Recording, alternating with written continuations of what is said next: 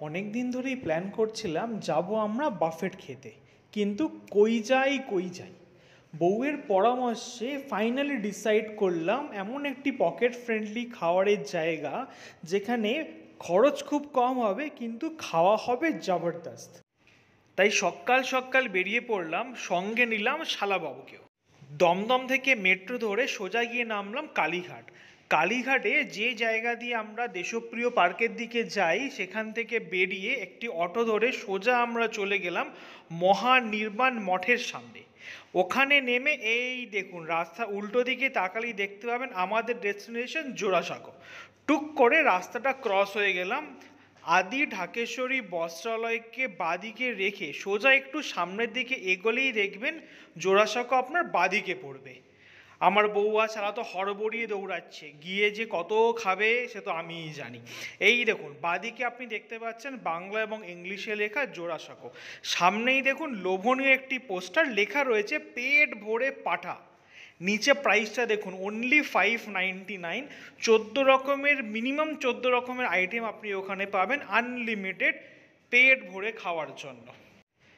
নিচে নিজেদের নাম, ঠিকানা, ফোন নাম্বার নথিভুক্ত করার পরে লিফটে করে আমরা সোজা চলে গেলাম তিনতলায় 599-এ আনলিমিটেড বাফেট খাওয়ার জন্য। ইন দ্য মিন টাইম আপনাদেরকে বলে রাখি, বাফেটের টাইম হচ্ছে দুপুর 12টা থেকে বিকেল 4টে। আমরা যখন গিয়ে পৌঁছালাম তখন মোটামুটি 12টা 15-20 বাজে।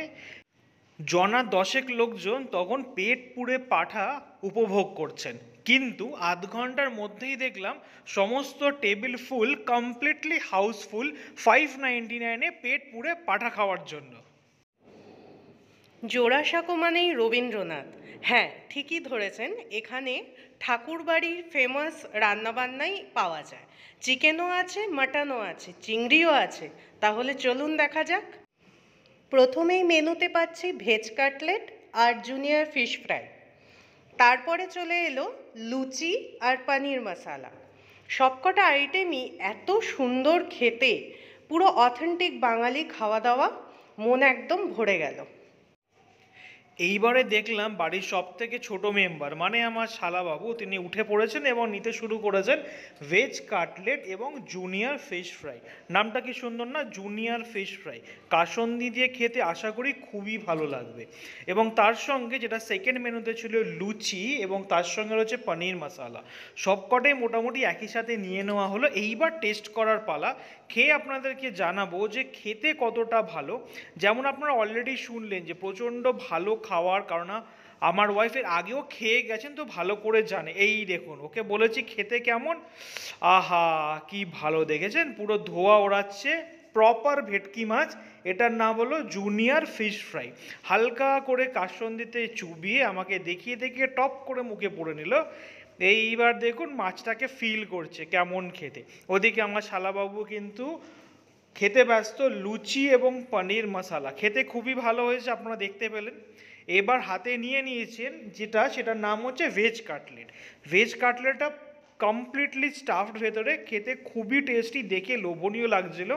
খাওয়া দাওয়ার পরে এই দেখুন রিয়াকশান দেখেছেন, বাহা, খেয়ে সার্থক। ক্যামেরার পেছনে যিনি রয়েছেন মানে আমার হাজবেন্ড, সেও কিন্তু যথেষ্টই খাচ্ছে, খালি আমার কথাই বলছে। সেই খালি খাওয়া দাওয়া করলে চলবে, একটু গলাও ভেজাতে হবে। তাই সাথে করে নিয়েছিলাম আমরা 599-এর বাইরে অ্যাডিশনালি আমরা যেটা নিয়েছিলাম সেটা হলো আম পানা এবং লেবুর শরবত। এরপর আমরা ভেতো বাঙালিরা চলে গেলাম ভাতের সন্ধানে। আমরা নিলাম স্টিমড রাইস, সোনামুগের ডাল, আর তার সাথে নিলাম লম্বা লম্বা বেগুন ভাজা। আহা কি দারুণ খেতে। যে কোনো বাঙালি বাড়িতে ভাত, ডাল, বেগুন ভাজা হলো আমাদের জাতীয় খাবার। শুধু মাছে ভাতে বাঙালি নয়, বাঙালি কিন্তু ভাত, ডাল, বেগুন ভাজাতেও। ভাই বেগুন ভাজা খায় না, তাই ও চলে গেল নেক্সট মেনুতে চিংড়ির পাতুরি। এটার রিভিউটা পরে দিচ্ছি। আগে আমি খাচ্ছি সোনামুগের ডাল দিয়ে বেগুন ভাজা দিয়ে ভাত। বেগুনটা খুব নরম, খুব সুন্দর খেতে, আর সোনামুগের ডালটা একদম ঘরোয়া, ঠিক আমরা বরাবর বাড়িতে যেমন খেয়ে থাকি, অসাধারণ টেস্ট। শুধু কি ভাত, ডাল আর বেগুন ভাজা খেলেই চলবে? ওদিকে তো মনপসন্দ মাটন সার্ভ করা শুরু হয়ে গেছে। এই দেখুন আমার শালাবাবু ওখান থেকে শুরু করে নিয়েছেন মাটন খাওয়া। এটা ওর সব থেকে ফেভারিট, আমারও, আমিও খাচ্ছি তার সাথে সাথে, খালি দেখাচ্ছি না তাই। মাটন ভালো করে প্লেটে নেওয়ার পর এরপরে আমরা চলে গেলাম জোড়াসাঁকো স্পেশাল চিকেন কারিতে। এই জোড়াসাঁকো চিকেন কারি যেমন দেখতে তেমন খেতে। ঝোলটা দেখেছেন? আহা কি সুন্দর! যারা চিকেন খেতে পছন্দ করেন বড় বড় পিসের চিকেন এখানে আপনারা এনজয় করতে পারেন। যেহেতু পরে মাটন ওয়েট করছে, আমি আপাতত এক পিসই চিকেন খাচ্ছি, কিন্তু সত্যি কথা বলতে এত সুন্দর রান্না চিকেনের, লাজবাব যাকে বলে, একদম ঘরোয়া, একটু আইঢাই করবে না খেয়ে, অসাধারণ। শুধুমাত্র চিকেন আর মাটন খেলেই কি হবে?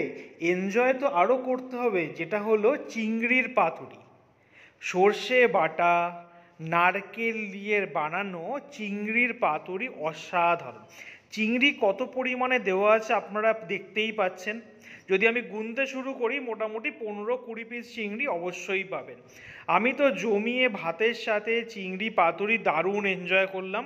আপনারা আসুন, আশা করি আপনারাও এনজয় করবেন। ওরা বাবা চিংড়ি খাক, আমি চলে এলাম চুপি চুপি মাটনের কাউন্টারে। কত মাটন! সাথে মা নেই, বলার কেউ নেই, মনের আনন্দে বড় বড় মাটনের পিস নিয়ে এনজয় করতে বসলাম। সত্যিই তো, মাটন বলে কথা, এক পিস দু পিসে কি আর ভালো লাগে? কেউ যদি কিছু বলে তাতে কি আর ভালো লাগে? বড় বড় সাইজের নরম তুলতুলে, আহা কি যে ভালো খেতে! ধোয়া ওঠানো মাটনের সাথে সাদা ভাত, ডেডলি কম্বিনেশন।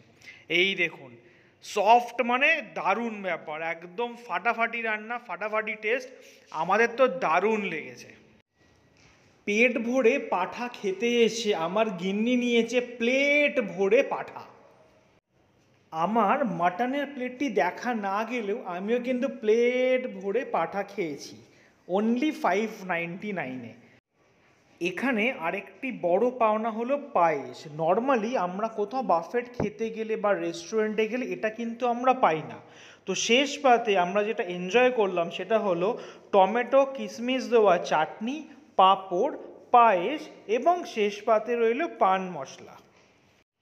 তাহলে তো তোমরা দেখলে আমরা তিনজনে মিলে কি সুন্দর এনজয় করলাম জোড়াসাঁকোতে। আমরা হায়দ্রাবাদে থাকি, এখান থেকে কলকাতায় গিয়েও কিন্তু আমরা জোড়াসাঁকোতে খাওয়া দাওয়া করলাম। তোমরা যারা কলকাতায় আছো একদম কিন্তু বাদ দিও না, জায়গাটা কিন্তু পকেট ফ্রেন্ডলি। আর যারা অথেন্টিক বাঙালি খাবার খেতে চাও রেস্টুরেন্টে, বাবা মা আত্মীয় স্বজন সবাইকে নিয়ে এনজয় করতে পারো। ওভারঅল এক্সপিরিয়েন্স একদম 100-এ 100। তাহলে বন্ধুরা, আবার দেখা হবে নতুন গল্প নিয়ে নতুন ব্লগে। যদি ভিডিওটি ভালো লেগে থাকে অবশ্যই ফলো করুন, শেয়ার করুন, কমেন্টস করে জানান আপনারা এখানে গেছেন কিনা। Till then, thank you so much, tata.